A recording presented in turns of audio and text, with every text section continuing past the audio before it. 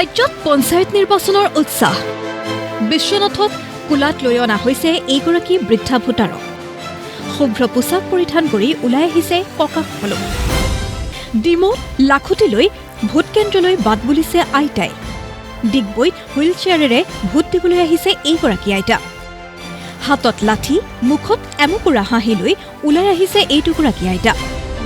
লখিমপুৰতো একেই ছবি শাৰীৰিকভাৱে দুৰ্বল হলেও এইসকল জ্যেষ্ঠ নাগৰিকৰ মন গণতন্ত্ৰ সবল কৰি ৰখাৰ আধা ঘণ্টামান হ'ব আধা ঘণ্টা হৈ গ'ল ভোট দিবই তাৰমানে দিম গাটো বেয়া কি হৈছে বিষ মূৰৰ বিষ প্ৰেছাৰ কঁকালৰ বিষ এতিয়া বহি আছে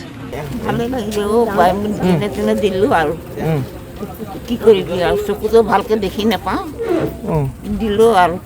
আগৰ মানুহ চাৰ্টিফিকেট নাই ওলোৱা নহয় বয়সটো নাজানে শুনা নাই তেওঁলোকৰ আশা কৰিছে তেওঁলোকে ৰাইজৰ হৈ কাম কৰে সুবিচাৰ কৰে আৰু নগৰখনৰ উন্নতি কৰে তেওঁলোকে সকলো দুখীয়া নিচলাক খাদ্য মানে সহায় কৰে পঢ়া শুনাতো সহায় কৰে এই সকলোকে সেই গভৰ্ণমেণ্টক মই অনুৰোধ কৰিছোঁ আৰু সেই অনুৰোধৰ ক্ষেত্ৰত তেখেতসকলক সকলোকে জয়যুক্ত কৰিবৰ কাৰণে মই ভগৱানৰ ওচৰত ভালেই লাগিছে আৰু ভোট দিয়া আছোঁ আৰু আগে পিছেও দিছোঁ এতিয়াও দিছোঁ আৰু দিবলৈ পাম নে নাপাম তাৰো আশা নাই বয়স কিমান আছে বাৰু হ'লগৈ পথাৰখনত মই আৰু সমাজ সেৱাৰ প্ৰাৰ্থী এজনকে বিচাৰোঁ সমাজক সেৱা কৰা যি যাতে নিজৰ কাৰণে চিন্তা নকৰি আনৰ কাৰণে ভাবিব পাৰে মই তেনেকুৱা এজনকে বিচাৰোঁ প্ৰথম পৰ্যায়ৰ পঞ্চায়ত নিৰ্বাচনৰ পঞ্চায়ত সদস্যৰ প্ৰাৰ্থী ২১,৯২০ গৰাকী আঞ্চলিক পঞ্চায়ত সদস্যৰ প্ৰাৰ্থী ২,১৯২ গৰাকী আৰু জিলা পৰিষদৰ সদস্যৰ প্ৰাৰ্থী ৩৭৯ গৰাকী শুকুৰবাৰে পুৱাৰে পৰা ভোটকেন্দ্ৰত ভোটাৰ ৰাইজৰ ভিৰ কৰবাত যদি বৰষুণ কৰবাত প্ৰখৰ ৰ'দতো ভোট দিয়াৰ আনন্দ উপভোগ কৰিলে ৰাইজে দীঘলীয়া শাৰীত থাকি ভাগৰ লাগিলে মাজে মাজে জিৰণি লৈছে গছৰ তলত ভোটদানৰ গুৰুত্ব বুজি পিতৃৰ মৃত্যুৰ পাছতো বোকাখাটত ওলাই আহিল পুত্ৰ পুৰুষ মহিলা উভয়ে বিচাৰিছে দুৰ্নীতিমুক্ত পঞ্চায়তৰাজ ব্যৱস্থা এই আশাৰেই মাজুলীত ভোটদান সত্ৰাধিকাৰ ভকত বৈষ্ণৱৰ দেউতা ঢুকাইছে গণতান্ত্ৰিক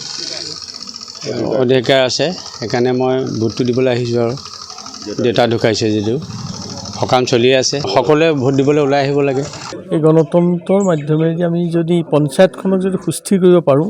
তেতিয়াহে তলৰ পৰাই আগবাঢ়ি যাব আৰু সকলো ৰাইজকে এটা আহ্বান জনাইছোঁ যাতে সকলোৱে বিবেক ভোট দি মানে এজন সুস্থিৰ প্ৰাৰ্থীক জয়যুক্ত কৰক যাতে তেখেত জয়যুক্ত হয় সমাজখনক চাওক একদম সম্পূৰ্ণ নিকা কোনো তাত মানে ৰাজনীতি থাকিব নালাগে কোনো স্বাৰ্থ থাকিব নালাগে সেইখন পঞ্চায়ত আমাক লাগে তেনে প্ৰাৰ্থীয়ে লাগে কোনো দল বুলি কথা নাই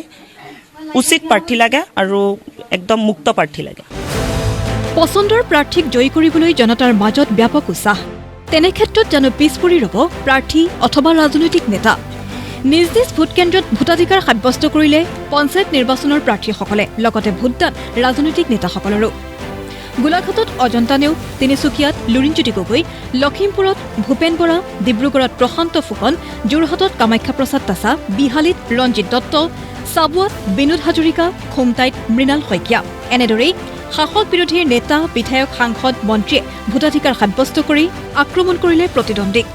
আৰু ফলাফল আমাৰ খুব ভাল হ'ব গতিকে বিহাৰী সমষ্টিত আমি 100% বিজয়ী হ'ম ঠিক তেনেকৈ গহপুৰ আৰু বিশ্বনাথ সমষ্টিত তাত জিলা পৰিষদ আঞ্চলিক সদস্য আমি 100% ভাৰতীয় জনতা পাৰ্টি আৰু মিত্ৰজোঁট পাৰ্টি আমি বিজয়ী ভোট প্ৰদান কৰোঁহি মহামানৱ মহাত্মা গান্ধী যি পঞ্চায়তী ৰাজৰ যি সপোন দেখিছিল আৰু সেই সপোন বাস্তৱায়িত হ'ল পঞ্চায়তী ৰাজটো আমি সৰু নিৰ্বাচন বুলি নাভাবোঁ আৰু এনে ক্ষেত্ৰত মই বিৰোধীক কেতিয়াও দুৰ্বল বুলি নাভাবোঁ কিন্তু নিৰ্বাচনী প্ৰচাৰসমূহত বিৰোধীৰ ভূমিকা একেবাৰে শূন্য আছিল বিৰোধী দল একেবাৰে নিষ্প্ৰভ আছিলে যোৱা নিৰ্বাচনী যিটো আমাৰ প্ৰচাৰ আৰু ক'বলগীয়া একো বিশেষ ৰাইজৰ ওচৰত নাছিলে কাৰণে তেওঁলোকে ৰাইজক কাষ চাপিব পৰা নাছিল বিজেপি বিৰোধীক দুৰ্বল বুলি দাবী কৰাৰ বিপৰীতে শাসক পক্ষক আক্ৰমণ বিৰোধীৰ মহামানৱ মহাত্মা গান্ধীৰ সপোন আছিলে গ্ৰাম্য স্বৰাজ আৰু ইয়াক সাংবিধান প্ৰদত্ত আইনৰ যিটো ব্যৱস্থা সেইটো আমাৰ তদানীন্তন প্ৰধানমন্ত্ৰী ৰাজীৱ গান্ধী ডাঙৰীয়াই আৰম্ভ কৰিছিলে আৰু এইবাৰ পঞ্চায়ত ইলেকশ্যন বিজেপিয়ে পাতিব বিচৰা নাছিলে আমি হাইকোৰ্টৰ দ্বাৰস্থ হ'ম বুলি কৈ ভাবুকি দিয়াৰ পিছত হেঁচাত পৰি পেলাই মুখ্যমন্ত্ৰীয়ে নিৰ্বাচন পাতিছে নহ'লে পঞ্চায়তৰ নামত আবণ্টিত প্ৰায় 1100 কোটি টকা এই বিত্তীয় বৰ্ষৰ পইচা ঘূৰি গ'লহেঁতেন 13 মাহ পঞ্চায়ত নিৰ্বাচনটো পিছুৱাই ৰাখিছিলে সেইকাৰণে আমি ভাবোঁ যে পঞ্চায়তৰ প্ৰতি গ্ৰাম্য বিকাশৰ প্ৰতি কংগ্ৰেছ দলৰ যিটো দায়বদ্ধতা সেইটো ৰাইজে দেখিছে কিন্তু এতিয়া এইটো কথাটো সঁচা যে কিছুমান জেগাত পুলিচ লগাই পেলাই আমাৰ কেণ্ডিডেট উদ্যোগ কৰা হ'ল তেওঁলোকে যে 21 চনৰ পৰা জনগণক ৰাম ঠগন দি আহিছে এই কথা সকলোৱে দেখিছে তাৰপিছত গছপুলি ৰুৱাই পইচা নিদিলে তাৰপিছত কলহ যাত্ৰা কৰাই টকা পইচা নিদিলে 24ৰ লোকসভা নিৰ্বাচনৰ আগত তেওঁলোকে আকৌ আমাৰ লাখপতি বাইদেউ বনাম বুলি কৈছিলে সেইটোও নকৰিলে গতিকে এই যিটো ৰাম ঠগনৰ ৰাজনীতি সেই ৰাম ঠগনৰ ৰাজনীতিৰ কথা ইতিমধ্যে ৰাইজে উপলব্ধি কৰিছে আৰু মইতো কওঁ যে অসমৰ যিগৰাকী মুখ্যমন্ত্ৰী তেওঁৰ ৰাম ঠগনৰ এখন বিশ্ববিদ্যালয় পাতিব লাগে আৰু তেওঁ উপাচাৰ্য হ'ব লাগে আৰু তেওঁৰ লগত থকা যিবোৰ হাজৰিকা মল্ল বুজৰ বৰুৱা বা সিংহাল এইবোৰক ডেপুটি ৰেজিষ্ট্ৰাৰ কণ্ট্ৰলাৰ এইবোৰ পাতি পিনে ৰাম ঠগনৰ বিশ্ববিদ্যালয় এখন ভালকৈ চলাব পাৰিব সাধাৰণ জনগণক কেনেকৈ ৰাম ঠগন দিব পাৰি তাৰ আটাইতকৈ ভাল শিক্ষাটো মানে আটাইতকৈ ভাল প্ৰেক্টিছ আমাৰ মুখ্যমন্ত্ৰীয়ে কৰি আহিছে ব্যুৰো ৰিপৰ্ট প্ৰতিদিন টাইম